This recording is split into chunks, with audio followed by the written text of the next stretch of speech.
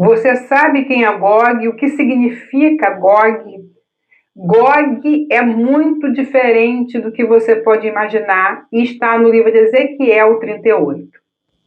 Existe um nome escondido em uma das profecias mais intrigantes da nossa Bíblia. Não é o nome de uma nação, não é o nome de um império, é o nome de uma pessoa. Ou talvez um título, como você vai ver. O seu nome é Gog e você já ouviu falar. Por mais de 2.500 anos, estudiosos tentam responder uma pergunta: quem é Gog? E eles dizem: é um rei? É um governante do futuro? É um símbolo do mal, da maldade? Ou algo mais surpreendente do que isso que Ezequiel tenta falar conosco? Mas vamos mergulhar em um dos maiores mistérios das Escrituras hoje, queridos irmãos. E primeiro passo nesse conhecimento é entender que Gog não é Magog. Quero que você leia comigo, queridos irmãos. Filho do homem, dirige o rosto contra Gog, da terra de Magog. Ezequiel 38, 2. Muitas pessoas confundem Gog com Magog, mas a Bíblia vai fazer distinção bem clara entre isso. Gog é o líder, Magog é a terra. Seria como dizer, Nabuco da Babilônia. Você separou o governante e o território. Portanto, a sua primeira descoberta é a mais simples. Gog não é um país. Gog é uma figura de autoridade. Gog já existiu como nome? Sim. O primeiro Gog da história está registrado na Bíblia. E os filhos de Joel, Semiás e seu filho, Gog, seu filho. 1 de Crônicas 5:4. E curiosamente, então, existe um homem chamado Gog na geologia de Israel. Mas ele não vai se conectar com o profeta Ezequiel. Então isso mostra que Gog já era um nome conhecido lá na antiguidade. Mas esse Gog aqui, ele cresce.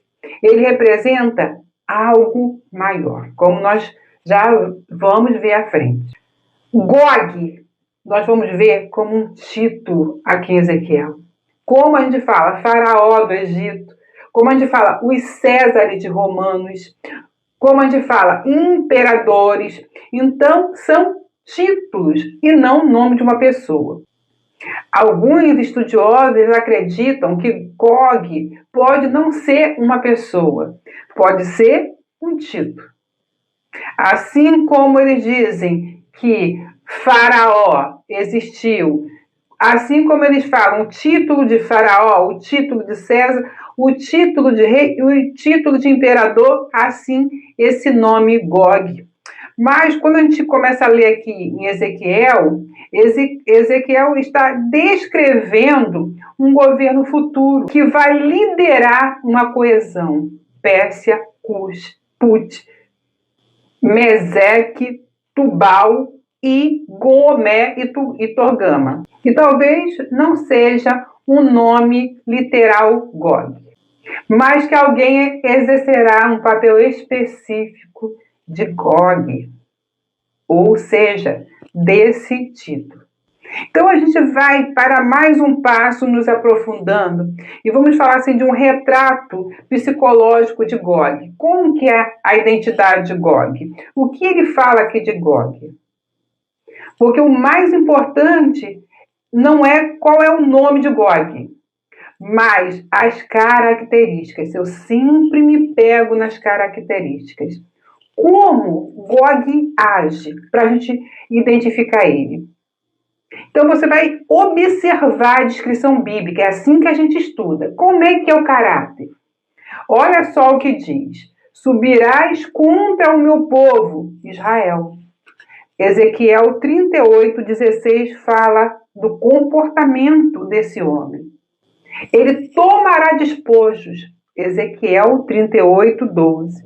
Então você vê que Gog é apresentado por Ezequiel como um homem ambicioso, expansionista, militarista, que confia no seu poder. Então, essas características nos levam a um homem longe de Deus.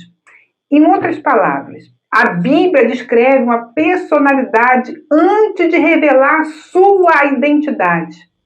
Por isso que a gente precisa entender a identidade. Quando ele surgir, nós saberemos assim quem é Gog. Gente, Gog sempre foi o espírito que está nesses impérios. Esses impérios da maldade, da perversidade, eles sempre estão habitados por Gog. Babilônia, Pérsia, Roma, a Grécia e os impérios modernos, queridos, têm um Gog de frente. Esses impérios da maldade, é esse espírito. Irmãos, ao longo da história surgiram diversos líderes com características semelhantes. Nabucodonosor, forte para isso. Alexandre o Grande, que não existe mais. César com a sua perversidade, Napoleão com a sua conquista feroz, Hitler com a sua maldade. Então, todos esses homens acreditavam em uma coisa, que eles poderiam remodelar o mundo para aquilo que eles queriam e para o seu coração perverso. Mas todos desapareceram. Irmão, Gog representa mais do que um homem. Ele representa, queridos irmãos, um espírito recorrente de arrogância humana e de perversidade, de destruição da humanidade. É aquela tentativa de governar um mundo longe, mas muito longe de Deus. Desde que o mundo é mundo, a gente vê esse espírito. Então, e aí a gente vê um Gog também diferente, um Gog em Apocalipse 20. E a gente pergunta, que Gog é esse que apresenta?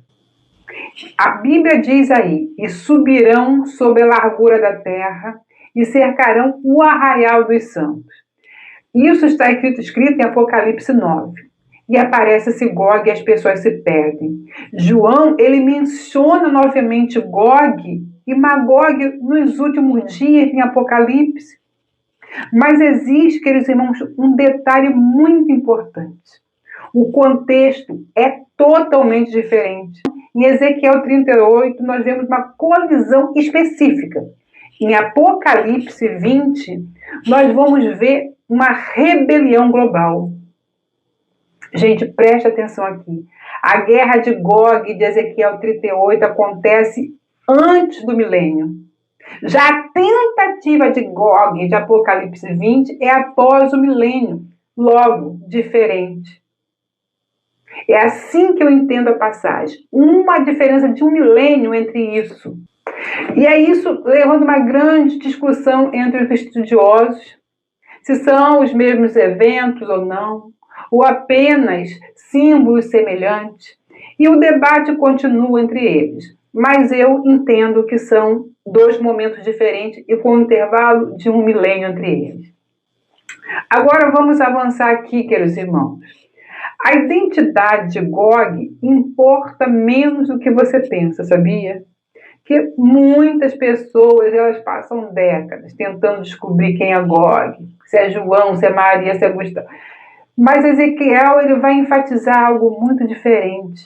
Deus não mostra preocupação com o poder de Gog. Pelo contrário, o texto inteiro mostra que Deus continua controlando os acontecimentos. Por isso que ele bota para a gente entender. Gog vai acontecer, mas você já sabe que eu estou na história. Ele diz, e saberão que eu sou o Senhor. Ezequiel 28, 38 e 23. Essa mensagem de Ezequiel, importante, não é Gog. Gog é um instrumento de Deus na terra. É sobre Deus que estamos falando. É isso que fortalece os nossos corações, irmãos. Que Deus usa a história para falar conosco antes de acontecer. Porque quando Gog surgir, nós Vamos identificá-lo na terra e muitos não vão acreditar, porque nós temos a informação. Quem é Gog, queridos irmãos? Esse ser, ainda não sabemos o nome dele, mas a Bíblia fornece pistas importantes para a gente saber. Ele é um líder, é um estrategista, é um símbolo de oposição contra Deus e o seu povo. Então, se você é de Deus, seja bem-vindo ao time dos odiados por Gog, irmãos. O mistério não existe para satisfazer nossa curiosidade. Existe para nos lembrar que todos os impérios passam, como foi provado pelo profeta Daniel. Todos cairão e só um se levantará, o império do Senhor. Mas a palavra de Deus, ela permanece para sempre. Enquanto o mundo procura identificar Gog, a profecia aponta para algo maior, irmãos. A soberania de Deus sobre a história humana. Eu sempre vou falar isso. O pensamento de Deus ao nosso respeito é de paz. O seu pai não está preparando um escorpião para colocar na sua mão. A história mostra que Gog é um líder perseguidor do povo de Deus e vai se levantar na terra para que as nações saibam que existe um Deus soberano. E eu gostaria de convidar você para fazer parte desse exército, irmão, que cresce com força, que exalta o nome do Todo-Poderoso. O que vai acontecer nos últimos dias são milagres, porque está escrito que nós faremos milagres maiores do que o Senhor. E isso é para os últimos dias. Que Deus abençoe a sua vida. Fica com esse vídeo. Até o próximo, se o Senhor nos permitir, queridos irmãos.